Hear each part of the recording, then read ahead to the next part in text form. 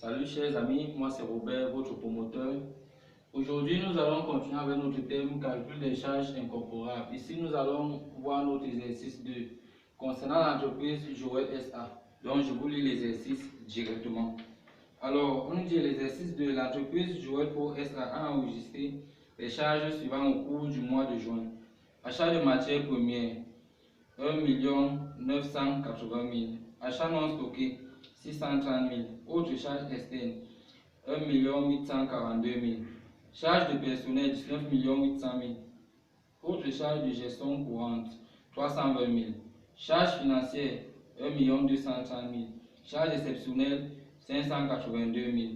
En fin juin, les renseignements complémentaires suivants vous sont fournis. 2 points. 280 000 d'achats non stockés ne sont pas consommés. Les autres charges externes incluent. Point 1. Un abonnement annuel de 180 000. La prime d'assurance annuelle de 420 000. Le loyer du premier semestre 900 000. Une dépréciation pour créance douteuse de 745 000 est injustifiée sur un montant de 1 630 000. La rémunération mensuelle de l'exploitant est de 1 200 000. La rémunération des capitaux propres, 36 millions de francs CFA à 8%. Alors le travail à faire ici, on nous demande de calculer le montant des charges à incorporer dans les coûts pour le mois de juin. Alors ici, on passe à la solution après avoir lu notre exercice. Alors ici, on va se servir de notre tableau de calcul de charges incorporables. On nous dit ici en premier point, achat de matières premières. Nous avons un montant de 1 980 000. Alors là, on n'a rien dit concernant, on ne traite pas. C'est une charge incorporable. On porte son montant là. Alors, charge incorporable, combien on remet son montant là. On passe à l'achat non stocké. À l'achat non stocké ici, on nous a dit le montant est de 630 000 que nous avons là. Et on nous dit par ailleurs 280 000 d'achats non stockés ne sont pas consommés. Alors, ici, voici le calcul annexe. Comment est-ce qu'on a fait pour avoir 350 000? On a tout simplement fait 630 000 moins les non consommés, ceux-là qui sont de 280 000, nous donne 350 000 qu'on vient, on met là. Donc, ça sont les charges incorporables corrigées. Alors, on prend ça, on reporte là. On passe aux autres charges externes ici là. On nous a dit les charges externes sont de 1 842 000 francs CFA. Alors, c'est une charge incorporable, on met son montant là. Et qu'est-ce qu'on nous a dit concernant ces charges? Alors, nous avons la autre charge externe mensuelle. Voici le calcul annexe, voici l'abonnement mensuel parce que nous avons en année ici, on divise par 12, on obtient assurance, même chose, voici son montant, on divise par 12, on obtient la même chose pour loyer. Ici là c'est en semestre, sachant qu'une année a 2 semestres, donc on va trouver pour un mois, on divise tout simplement par 6, on obtient 150 000.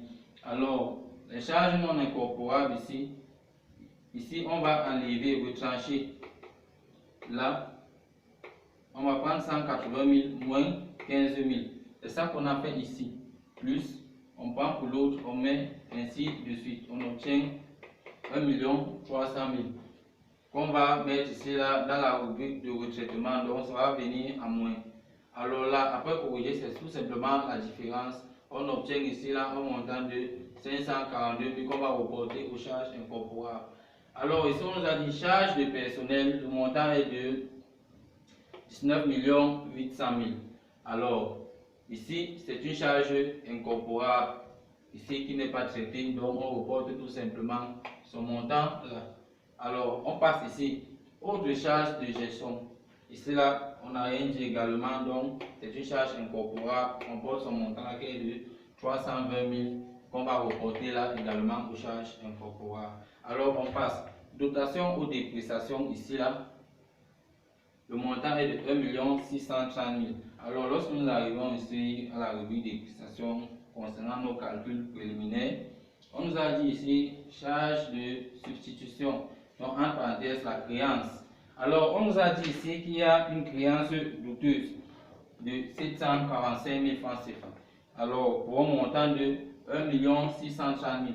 Qu'est-ce qu'on fait? On va retrancher les 745 000 francs CFA douteuses ici dans ce montant. On obtient 885 000 francs CFA. Alors, on détermine la différence d'incorporation en faisant tout simplement ce montant 885 000 moins 1 630 000. On obtient un montant négatif qui est de moins 745 000 francs CFA. Alors, on vient ici au retraitement, on met nos moins 745 000 francs CFA. Alors, la dotation de dépréciation étant une charge incorporable, que voici son montant. En faisant la différence, on obtient une charge incorporable corrigée. Donc, voici le montant qu'on va reporter aux charges incorporables. On passe à la rémunération de l'exploitant. On a rien dit ici concernant, donc son montant est de 1 200 000. Alors, c'est une charge supplétive qu'on va porter là, alors ainsi de suite, on met là à la charge incorporable, donc on reporte là-bas. On passe à la rémunération des capitaux propres. Ici, les capitaux propres, on nous a dit pour un montant de 240 000 francs CFA. Ici, on n'a rien dit concernant, donc c'est une charge supplétive. On reporte là tout simplement pour un montant de 240 000, là aux charges incorporées. On passe ici aux charges financières. Charges financières également, le montant est de 1 230 000. On n'a rien dit concernant, c'est une charge incorporable. On met là sa rubrique. Le traitement, il n'y a pas de traitement. On vient porter ici aux charges incorporées, donc son même montant, 1 230 000. Alors, on passe aux charges exceptionnelles. On nous a donné un montant de 582 000 francs CFA. C'est une charge non incorporable qu'on va mettre là, donc ça n'intervient pas ici dans le calcul des coûts. Tout simplement, ça vient s'annuler ici aux charges incorporées, ça donne 0. Lorsqu'on termine maintenant, on va sommer. Donc là, nous avons tout. On va sommer tout simplement par colonne. Donc, on somme chacun. Lorsqu'on somme maintenant ici, on va obtenir ici là un montant de 26 547 000 qu'on recherche. Alors, pour vérifier ici, nous avons notre formule qui est CI égale à CNI plus ou moins différence d'incorporation plus charge supplétive est égale. Alors, voici l'application numérique pour vérifier. Nous avons 27 432 que voici, plus ou moins ici là, la différence d'incorporation que voici, nous avons son montant là, allez, plus ici là, les charges supplétives, comme nous a dit, voici les charges supplétives, voici son montant qu'on met là.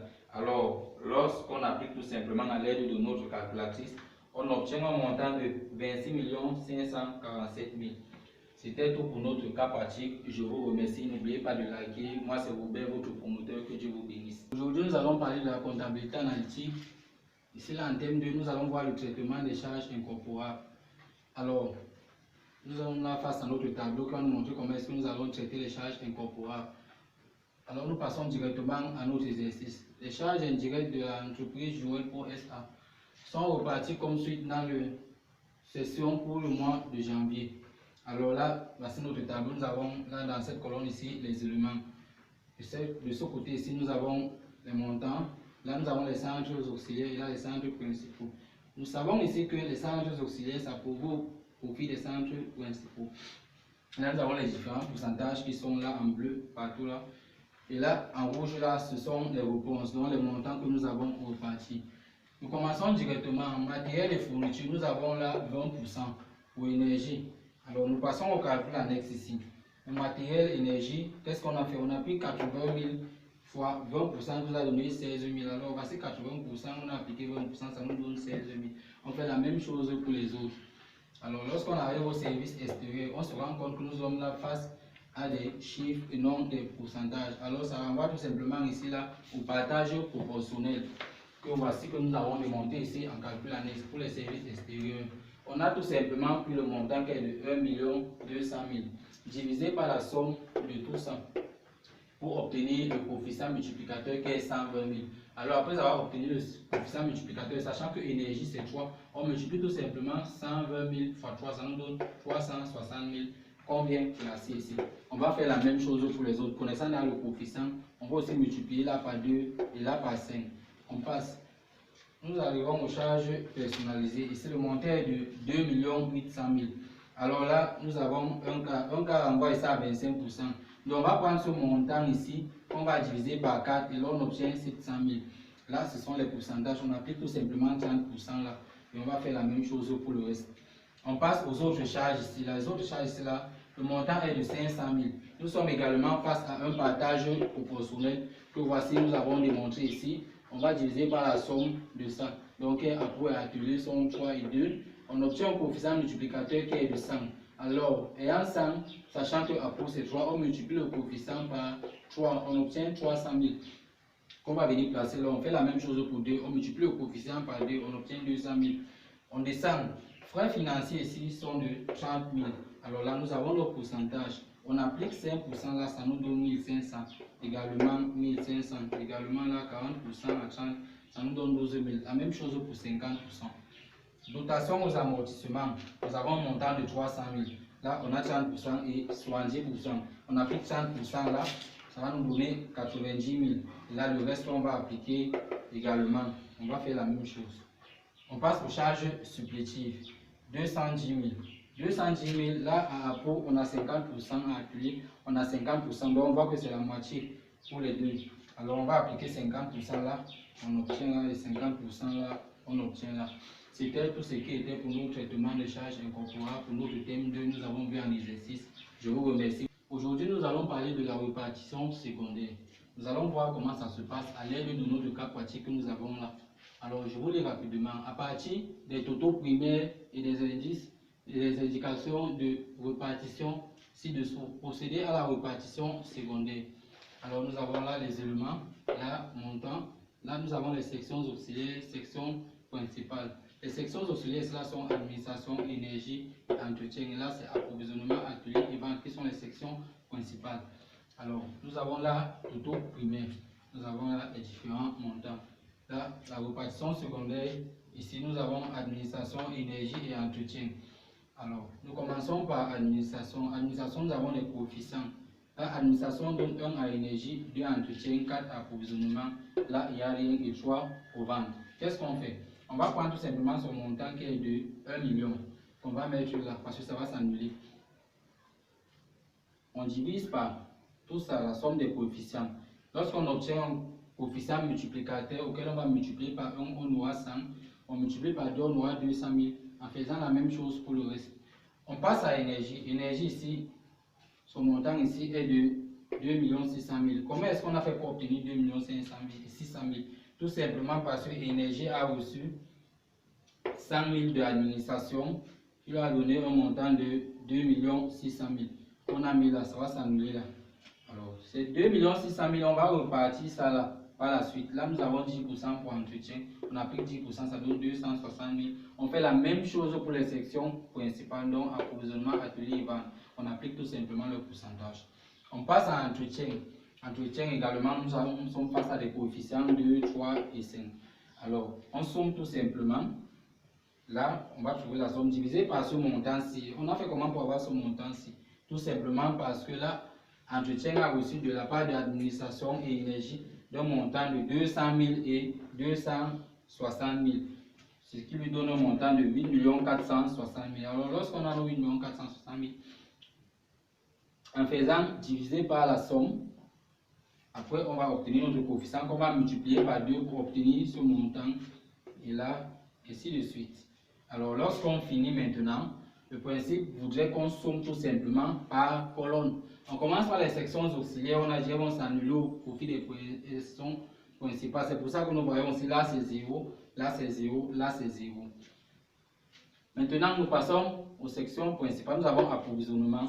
On somme tout simplement ça, plus ça, plus ça, plus ça, plus. C'est ça qui nous donne ce montant. Ça va nous donner un montant de 7 372 000.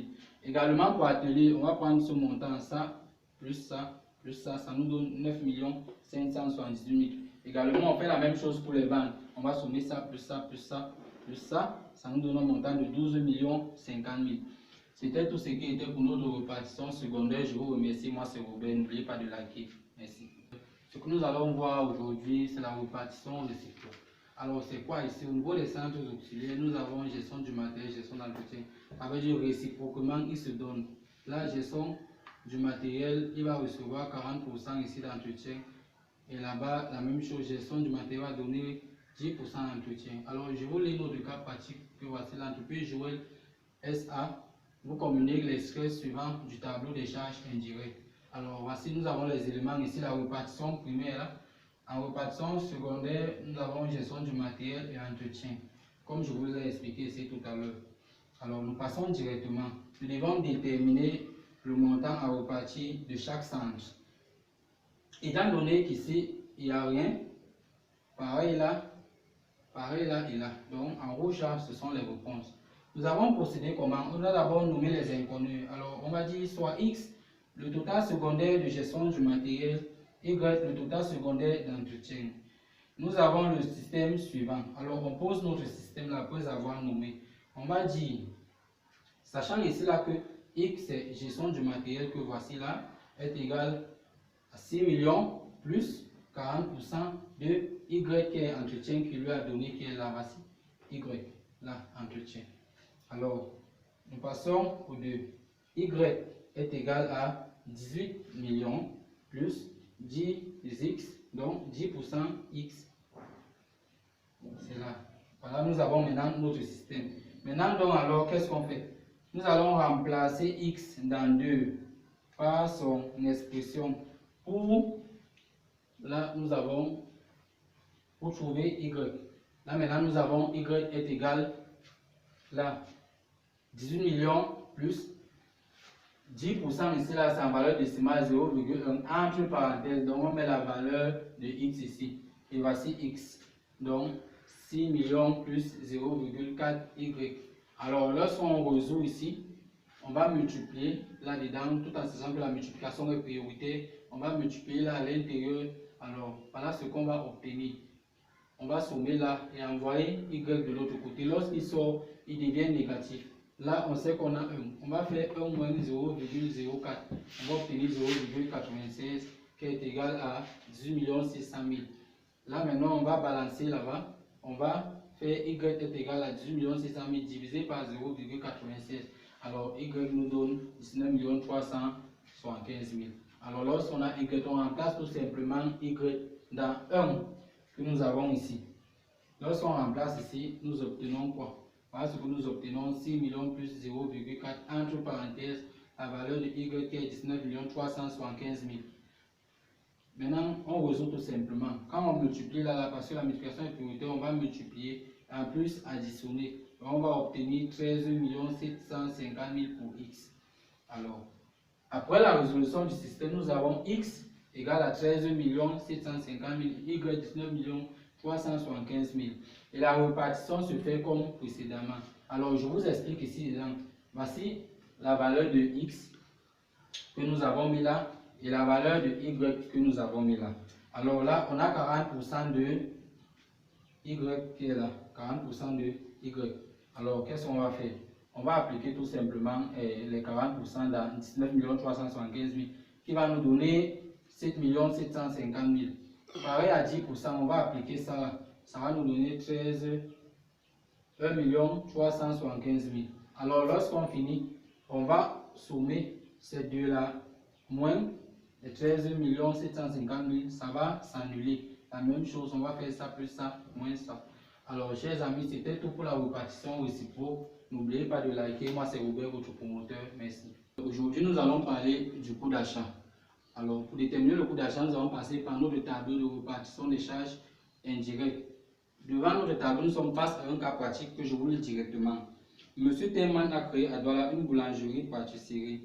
Compte tenu de la population estudiantine, il veut mettre sur le marché 2 produits de pâtisserie, à savoir le sabre et le garni, à longue conservation. La population du sabre et du garni se fait respectivement dans les ateliers 1 et 2, à partir d'une farine spéciale importée et déjà composée. Le mois passé, il vous sollicite pour établir les coûts et coûts de revient ainsi que les résultats de ces nouveaux produits afin qu'ils décident de leur maintien ou pas. Alors, Il vous donne pour cela les renseignements suivants. Stock de farine spéciale, stock début du mois, 8400 kg pour 626 350 francs.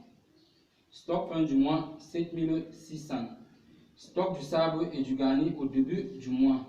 Le sabre, 2200 unités pour 322 358 francs CFA. Le garni, 1600 unités pour 251 096 francs. Achat du mois d'avril. Farine spéciale, 4 tonnes pour 316 050 francs CFA. Frais direct d'achat, 25 francs pour 10 kg d'achat.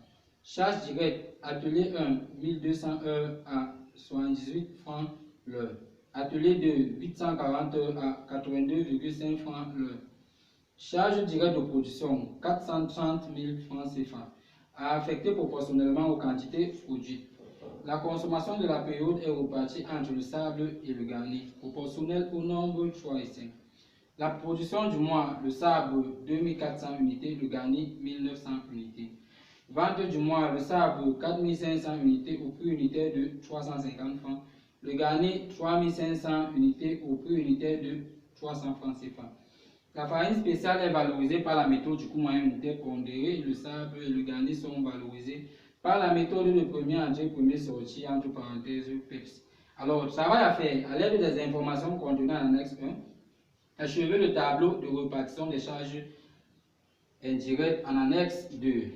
2. Calcul du coût d'achat et de la farine spéciale en annexe 3. 3. Procéder à l'inventaire de la farine spéciale en annexe 4. 4. Calculer le coût de production en annexe 5. Procéder à l'inventaire du sabre et du garni en annexe 6 et 7. Calculer le coût de revient des produits en annexe 8. Déterminer le résultat analytique des produits en annexe 9. Alors, après avoir lu attentivement notre exercice, nous allons passer directement à la solution qui est 1. Présentons le tableau de répartition des charges indirectes que voici ici. Alors, ici, nous sommes face à une prestation réciproque entre administration et entretien. Alors, en calcul annexe ici, nous allons d'abord en premier point calcul des montants totaux d'administration et entretien. Alors, ici, on va nommer les inconnus, soit X administration et Y entretien. Alors, d'où le système suivant, X est égal à 33 200 plus 0,4 Y. Et Y est égal à 24 756 plus 0,08 X. Après résolution, X est égal ici à 34 300 et Y à 27 500. Alors, lorsqu'on finit ici, on vient, on place le montant là. Voici ça que j'ai mis en parenthèse ici. Lorsqu'on finit ici, on applique au pourcentage qui est là. Ainsi de suite, on applique là son pourcentage. Ça va de même pour les sections principales. Alors, on va prendre la même chose ici là pour entretien. Ici, voici le montant. On applique d'abord un pourcentage là. Et ensuite, on applique l'autre ici en prenant ici. Ainsi de suite pour les autres. Alors, lorsqu'on termine ici, on va chercher les totaux secondaires, tout simplement en sommant. Alors, ces deux-ci vont s'annuler au profit des autres. Ici, lorsqu'on va sommer, on va obtenir un montant de 22 500, là, 76 522, ainsi de suite pour les autres. Alors, on passe à la nature d'unité 2. Ici, la nature d'unité 2 en stockage, on dit 50 francs d'achat du mois. Là, en atelier 1, nous avons heure de main-d'œuvre directe. Pareil pour atelier 2. Là, à la distribution, on dit 1000 francs CFA de vente. Alors, on va déterminer maintenant le nombre d'unités d'œuvre. Ici, on va commencer au niveau de stockage. On va aller aux achats. Puis on nous a dit c'est 50 francs d'achat du mois. Alors, lorsqu'on passe ici là aux achats, nous avons nos achats ici, achats du mois d'avril. La farine spéciale, on a dit 4 tonnes pour 316 050 francs CFA. Alors, qu'est-ce qu'on fait? On a nos achats ici là. Ici, farine, voilà son montant. Alors, on cherche les frais directs d'achat puisque c'est donné ici.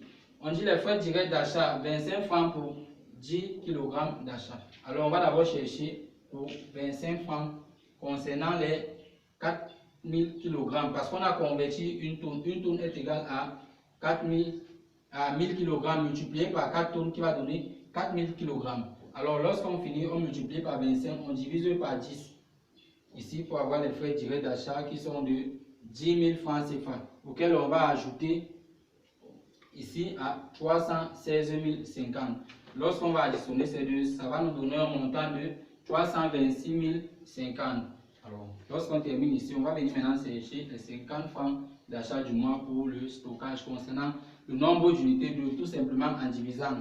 Alors, lorsqu'on va diviser 326 050 par 50, on va obtenir un montant de 6 521 qu'on va mettre là. Atelier 1, heure de main d'œuvre directe qu'on nous a donné là, on va chercher dans notre épreuve parce que c'est donné. On va aller aux charges directes. Atelier 1, 1200 heures qu'on a mis là. Atelier 2, 840, autant pour moi, qu'on va mettre là. Alors, lorsqu'on termine ici, on va passer à la distribution. On a dit 1000 francs de vente. Alors, 1000 francs de vente ici, on va déterminer le chiffre d'affaires réalisé. Alors, on va passer ici. Chiffre d'affaires du sable ici, là, on nous a dit 4500 unités au prix unitaire de 350. Alors, lorsqu'on multiplie, ça nous donne un montant de 1 575 000. Alors, chiffre d'affaires du garni, on va faire pareil. 3500 unités qui nous est donné à 300 francs l'unité, on multiplie, on obtient un montant de 1 050 000. Lorsqu'on termine, on va sommer ces deux-là. Lorsqu'on les somme, donc, on obtient un montant de 2 625 000. Après, qu'est-ce qu'on fait? On divise tout simplement par le 1000 francs de vente qu'on nous a donné là-bas. Lorsqu'on divise, on obtient 2625 qu'on va mettre là. Alors, lorsqu'on termine, on détermine le coût d'unité d'œuvre. Le coût d'unité d'œuvre ici, sa formule est égale au taux secondaire divisé par le nombre d'unités d'œuvre qu'on vient de déterminer. Alors, en faisant tout simplement 22 500 divisé par 6 521. Atelier 1, 76 522 divisé par 1200. On va faire la même chose pour les autres. Lorsqu'on termine, alors, on passe au calcul du coût d'achat de la farine spéciale. Alors, pour déterminer le coût d'achat ici, le coût d'achat est tout simplement égal à l'achat du mois plus les frais directs et les frais indirects d'achat. Les frais indirects d'achat ici sont contenus dans le tableau de répartition des charges indirectes. Alors, achat de la farine, on nous a dit 4 tonnes. En kilogrammes, c'est 4000. On met la quantité. Pour un montant de 316 050, on va diviser par 4000 pour avoir le coût unitaire. Alors, les frais directs d'achat nous sont donnés ici. On a dit les frais d'achat sont de 10 000. 10 000 qu'on va porter le montant là avec les mêmes quantités qu'on va mettre là. On divise là 10 000 par 4 000 pour obtenir 2,5 qui est le prix unitaire. Alors, les frais indirects d'achat, parce que c'est la même quantité, on va au niveau des coûts unités d'œuvre.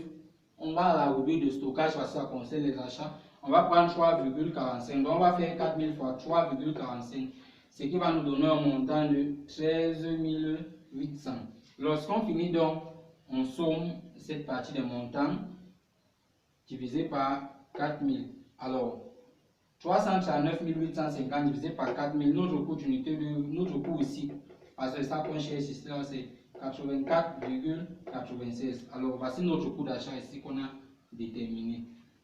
C'était tout pour notre coût d'achat ici. Je vous remercie.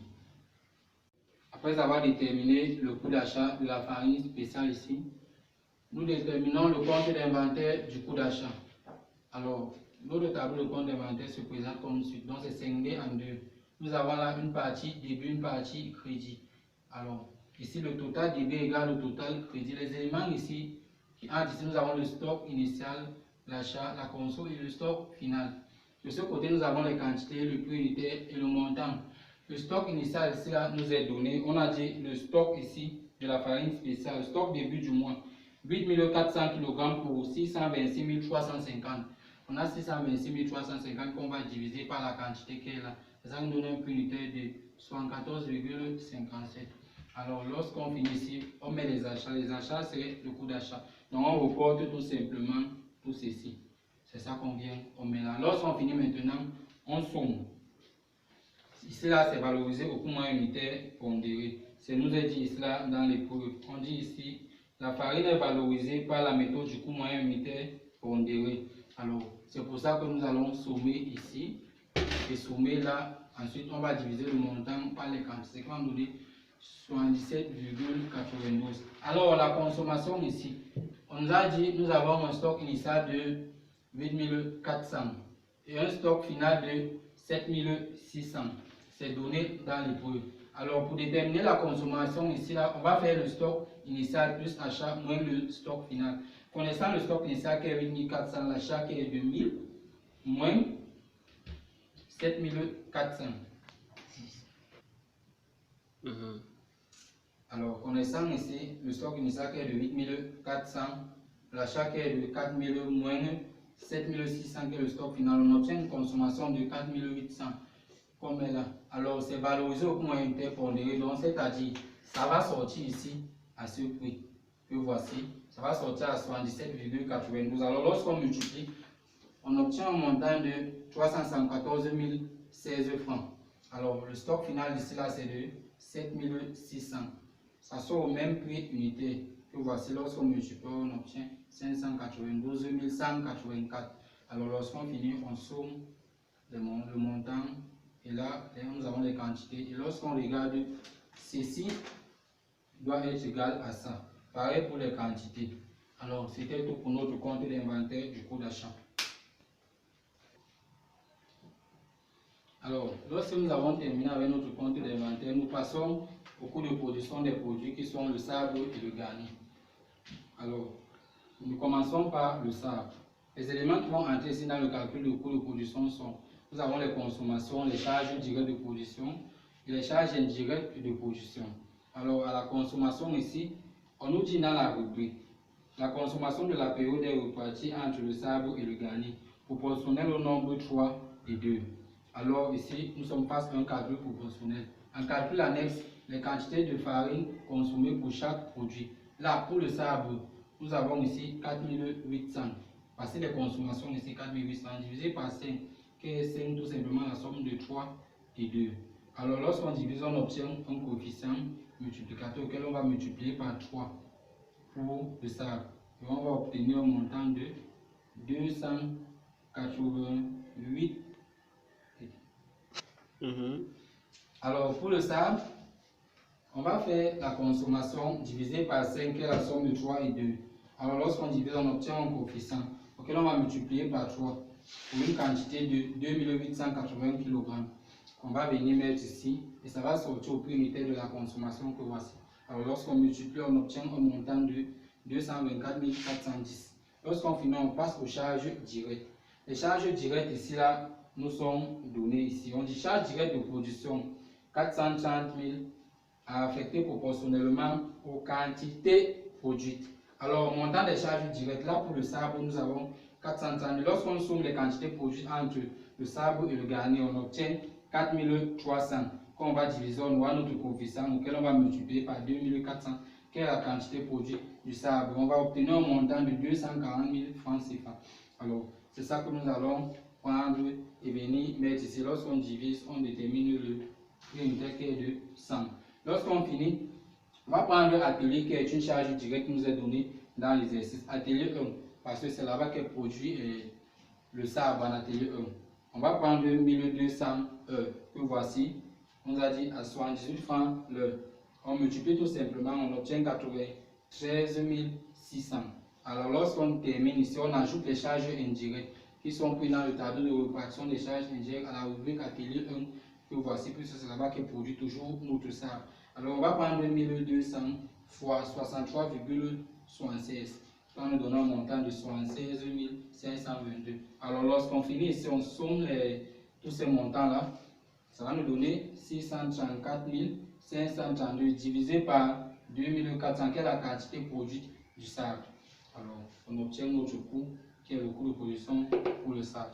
Lorsqu'on termine, on passe au garni. Garni ici, la consommation, ici, nous avons déjà déterminé notre coefficient qui était pour le sable. Ici, on va faire la même chose pour le garni. Alors, on va prendre ce coefficient multiplié par 2, qui va nous donner 1920 kg qu'on va mettre ici. Alors, ça va sortir au prix unitaire de la consommation que voici. On multiplie, on obtient 149 606. Lorsqu'on termine ici, on va mettre les charges directes. Les charges directes ici, là, c'est la même chose, puisqu'il s'agit là du coefficient qu'on va multiplier par 1900, qui est la quantité produite de garni. Alors, c'est ça que nous allons prendre ici. Nous mettons là et on divise par là, on obtient 100. Lorsqu'on termine, on va en atelier 2, puisque c'est là-bas qu'est produit notre supposé produit garni. Alors, lorsqu'on va en atelier, on prend 8400 multiplié par, ici, nous avons dit 82,5 francs l'heure. Alors, nous avons nos 840 là, on multiplie et ça nous donne 69 300. Lorsqu'on termine, on ajoute nos charges indirectes de production que voici 8400 multiplié par 79,91, ça nous donne 67 124. Alors, lorsqu'on termine, on somme ici, ça nous donne un montant de 476 030 francs divisé par 1900 qui est la quantité produite de garni. Ça nous donne un coût de 250,54. C'était tout pour notre coût de production. Alors, après avoir terminé avec le coût de production, nous passons au compte d'inventaire. Ici, nous sommes face à deux produits, nous avons présenté pour le sable. Alors ici, les éléments qui vont entrer ici, nous avons le stock initial, la production. Là, c'est valorisé en FIFO. Là, nous avons le compte de production de produits vendus, le stock final et également la FIFO.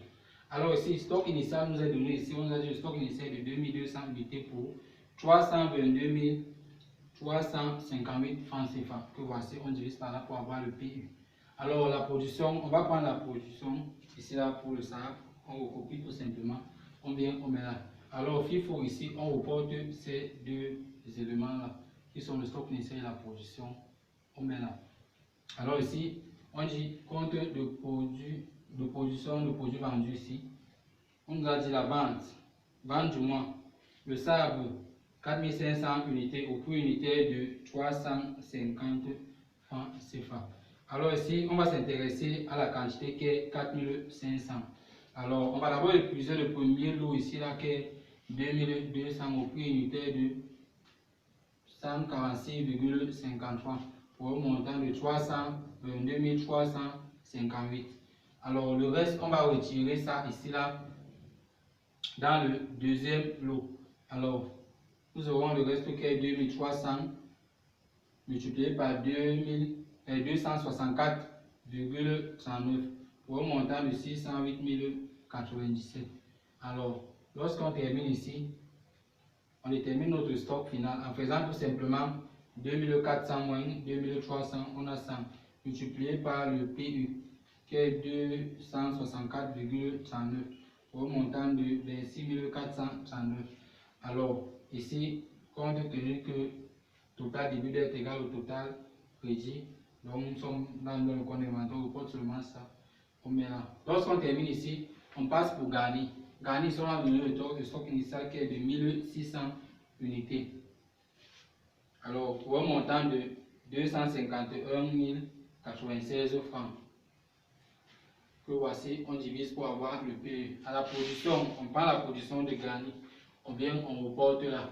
Alors, on nous a dit, c'est selon FIFO. On reporte tout simplement ces deux éléments-là, on les met là. Alors, compte de production de produits vendus ici. À la vente du mois, on a dit, garni, c'est 3500 unités. On épuise d'abord le premier lot qui est 1600 au prix unitaire de 156,94 pour un montant de 251 096. Le reste, on va venir le prendre dans le deuxième lot. Le reste étant de 1900, on prend tout simplement le reste au prix unitaire du deuxième lot qui est 250,54 pour un montant de 476 030 francs. Alors on constate qu'il ne reste plus, non, le stock final là, c'est plus, donc il n'y a rien, on a épuisé. FIFO, on reporte tout simplement, donc le débit égal au crédit, donc on reporte tout simplement, on met là. Et c'est tout pour notre compte d'inventaire des produits de sable et garni. Alors, lorsque nous avons terminé avec nos comptes d'inventaire ici, on détermine le coût de revient du sable et du garni. Alors, les éléments qui vont entrer dans le coût de revient sont le coût de production de produits vendus et la distribution. Alors, le coût de production de produits vendus ici que nous avons ici là, pour le sable, nous avons là, voici le coût de production de produits vendus pour le sable. Également là, pour garni, voilà de l'autre côté, mais on finit d'abord avec pour le sable. Alors, on passe à la distribution. Ici, nous allons au niveau du sable, la vente ici là, dans le chiffre d'affaires. Donc, voici le montant parce que on va diviser par 1000, donc 1000 francs de vente. Alors, on va obtenir là 1575, que voici en quantité, Divisé maintenant, ici là, c'est le coût d'unité d'œuvre. Donc le coût d'unité d'œuvre ici là, c'est 15,26 qu'on va multiplier à ceci pour avoir ce montant. Donc 24 034,5 francs. Alors lorsqu'on termine, on somme tout simplement ces montants divisé par 4 500. Alors on va obtenir notre coût ici. Lorsqu'on termine maintenant, on passe à gagner. Gagner ici, c'est le coût de production de produits vendus pour gagner. Alors, ici au niveau de la distribution, on va faire la même chose comme pour la distribution pour le sable. Alors, on divise tout simplement le chiffre d'affaires par 1000. On obtient 1050 qui est la quantité. Ici également, nous avons le coût d'unité d'œuvre que voici. On va multiplier. On va obtenir 16 023. Lorsqu'on termine, on va sommer pour avoir le montant total ici divisé par 3500 francs. Donc là, nous avons nos quantités produites. On va diviser, on va obtenir également aussi le coût. Alors, c'est tout pour le coût de revient du sable et garni. Alors, lorsque nous avons terminé avec le coût de revient du sable et du garni, nous déterminons enfin le résultat analytique du sable et du garni. Alors, les éléments ici sont les suivants. Pour déterminer le résultat analytique, on a besoin du chiffre d'affaires et du coût de revient que voici. Alors, pour le sable, le chiffre d'affaires ici est de 1 575 000 et le coût de revient que nous avons reporté ici. Alors, on va faire tout simplement la différence du chiffre d'affaires moins le coût de revient. Alors, on a un montant de 620 510,5. On va diviser par 4500 qui est la quantité produite pour obtenir le prix unitaire ici. Alors, lorsqu'on finit, on passe à gagner. Gagner ici, nous avons son chiffre d'affaires qui est là, 1 050 000. Alors, voici ici son coût de revient que nous avons là. Son coût de revient que nous avons reporté ici. Lorsqu'on finit, on fait aussi également la différence entre ces deux, 1 050 000 moins 743 149. Là, on obtient 306 851 divisé par 3500 qui est la quantité produite. Là, on obtient notre PU. Et c'était tout pour notre exercice. Je vous remercie. N'oubliez pas de liker et de commenter. Que Dieu vous bénisse, votre promoteur.